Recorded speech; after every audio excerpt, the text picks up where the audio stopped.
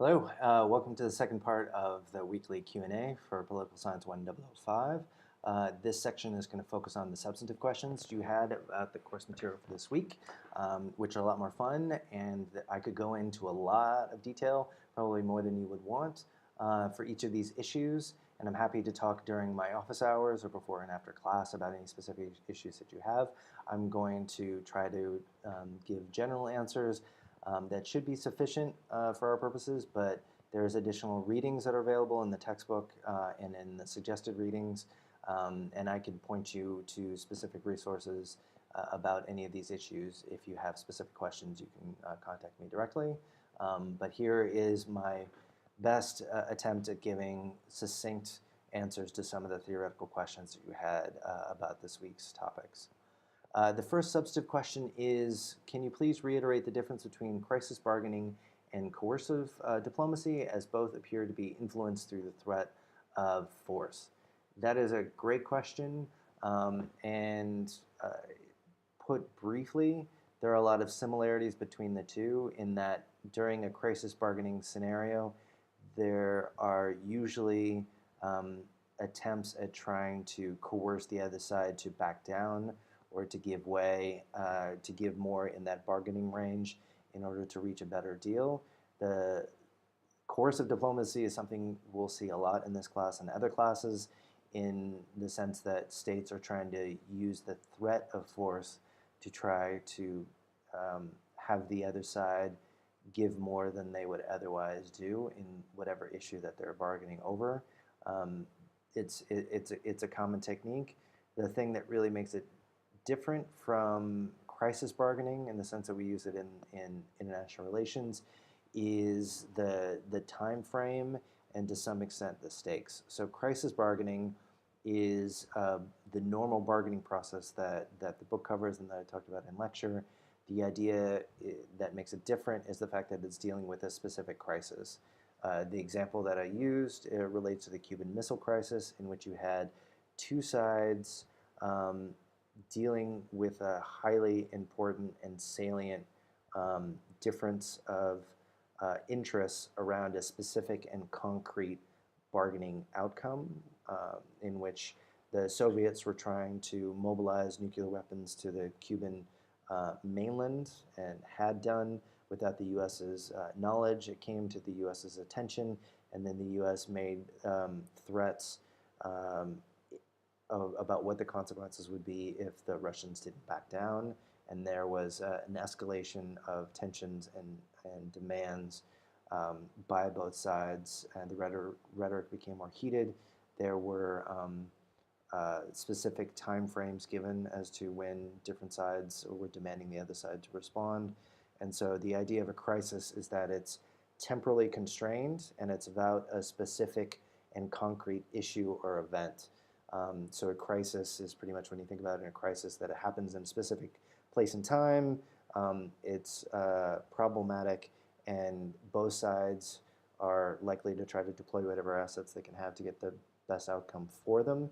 But in a crisis, once you have a short time frame, potential for misunderstanding, there's also greater potential for mistakes. And so the stakes can be high, and the risks involved in negotiating or to try to reach a bargaining agreement are higher, because there could be more opportunities to accidentally escalate the situation, either through word or through deed, and the consequences are therefore dire. So crises are more constrained temporally, and that deal with a highly salient event or issue that requires an immediate and short-term response that raises the stakes and increases the importance of information and misinformation in trying to understand the outcome. Do I think that states are likely to fragment further or consolidate into empires in the next 50-ish years?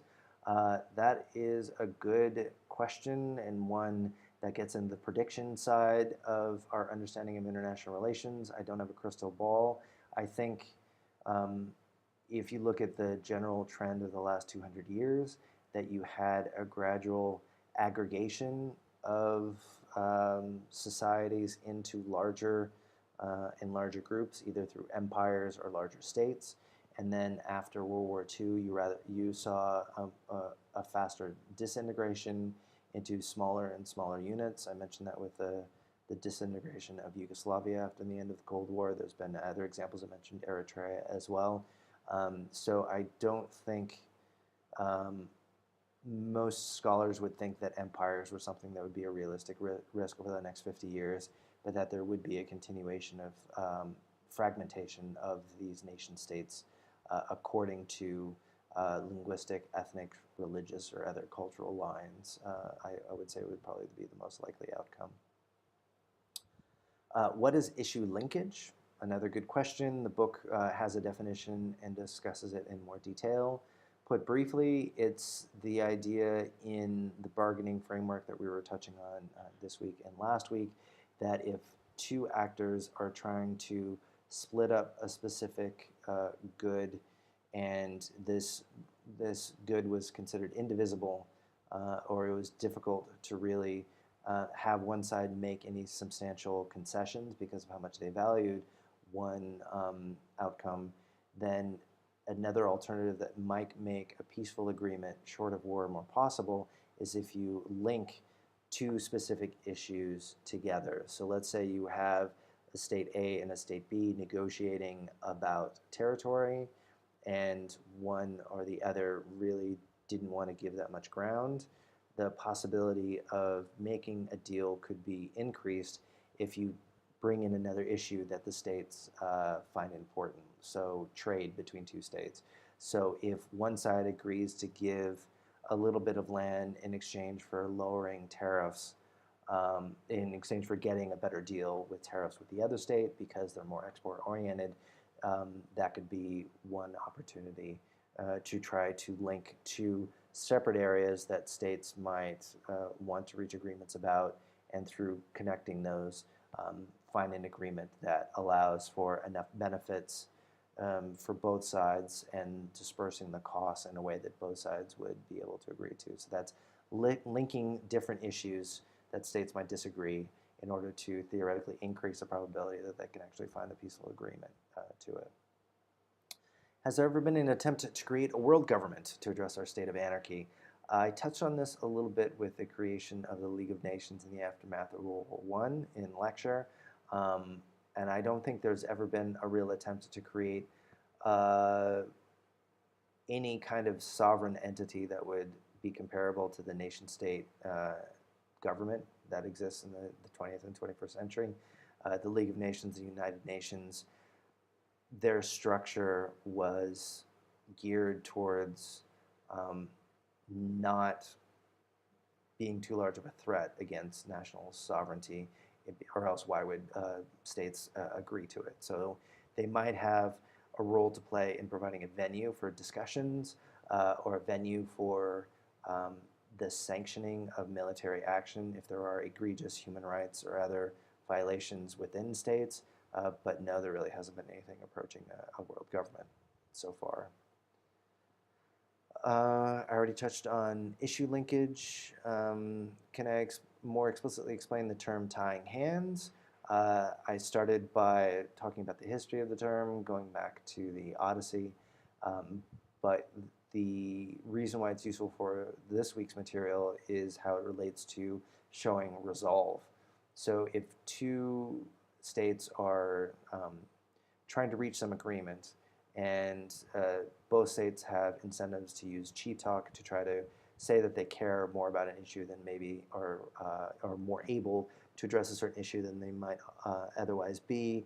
One way of showing resolve is to tying your hands, either in a metaphorical sense. So given the chicken game example, one way of showing resolve that you're not going to swerve would be to throw the steering wheel out the window. That would be a way of sincerely tying your hands that you couldn't steer even if you wanted to, so that you are set in that path that you had set and told the other side about. So it's a way of taking away flexibility in your choices to show the other side that you're more likely to do what you say you're going to do. So hopefully that helps. What has been your favorite war so far? Again, war is costly in lives and money. I don't think that you can have a favorite war. Sorry to not be more flippant about it, but um, there have been wars that would meet the just war tradition of being for a purpose that justify the high costs.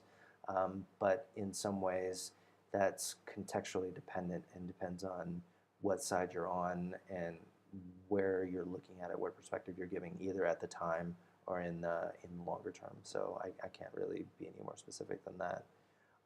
War, what is it good for? Again, tempted to say absolutely nothing, but then that ties into the earlier question that there could be what would be considered just wars for ends that justify the means.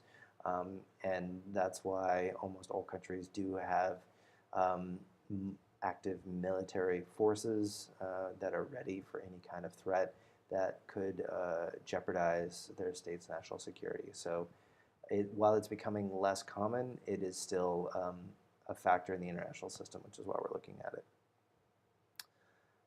What happens if I write liberalism is fairies and rainbows? Will I get 5 marks from my class?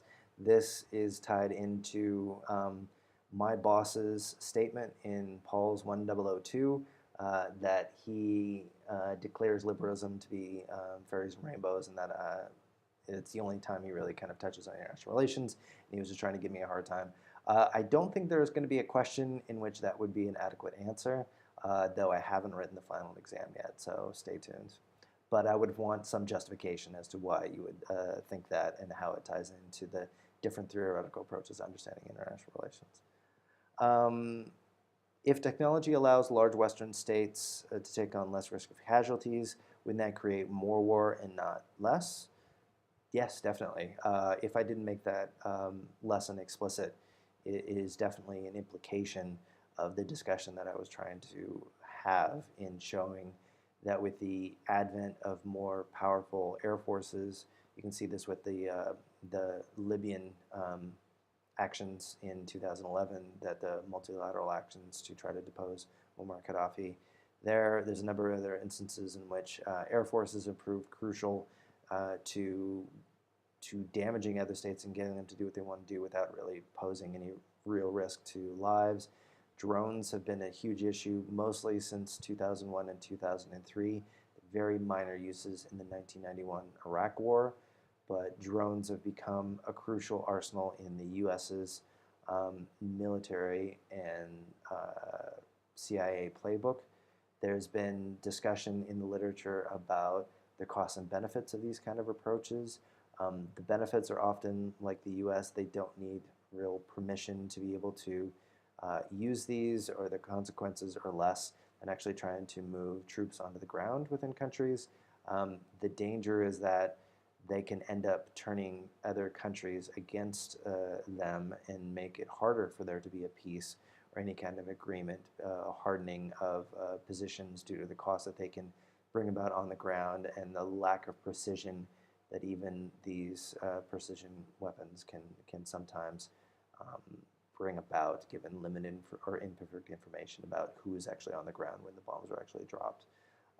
So yes, it can make war more likely rather than less due to the lower consequences and lower bar to actually use force in these ways as opposed to traditional deployment of troops. Is the UN the best international organization to be the outside enforcement? What would make a better system? That is an excellent question. I think the UN has gotten the most attention in the peacekeeping and intervention literature as a way to try to enforce peace. Either it's been mostly the case that they come in after a peace agreement has been reached to try to enforce the agreement. They're gradually being deployed more and more into more active conflict zones, and there's been a debate to what extent they're able to either have the rules of engagement to be able to be effective in these areas, or that they're playing a role that the United Nations were not originally conceived of as actually consisting of. So they've been used a lot, and they're perceived as being neutral, which can prove an asset when trying to keep the peace.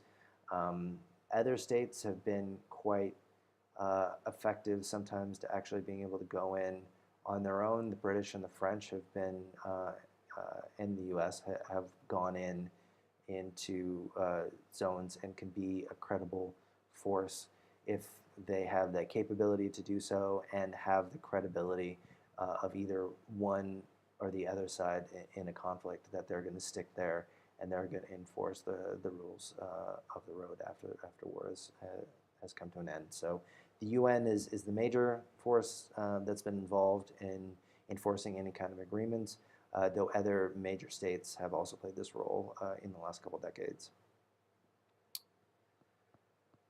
Do you think we should have a type of collective global sovereignty, such as a more powerful UN that can hold states accountable to agreements made on issues affecting international security, such as climate change? This is, again, moving beyond description and explanation to kind of more normative, what should be. I think there's been an effort towards creating larger and more complex international organizations over time. As I said in lecture, there's very few instances of international organizations actually ending. League of Nations would be an obvious one. The UN arm that looked after protectorates and former colonies after World War II was another one.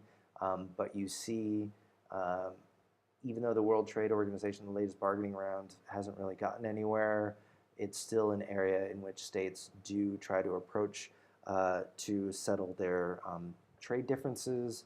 The UN, people still go to New York in fall to be able to give speeches and discuss issues at the UN, and the tasks that the UN and the various organs have been asked to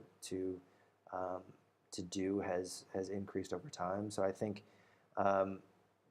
rather a kind of more powerful new organization, it's going to be the existing organizations becoming more powerful or taking on more roles as the issues that states have to deal with also increase in either complexity or intensity.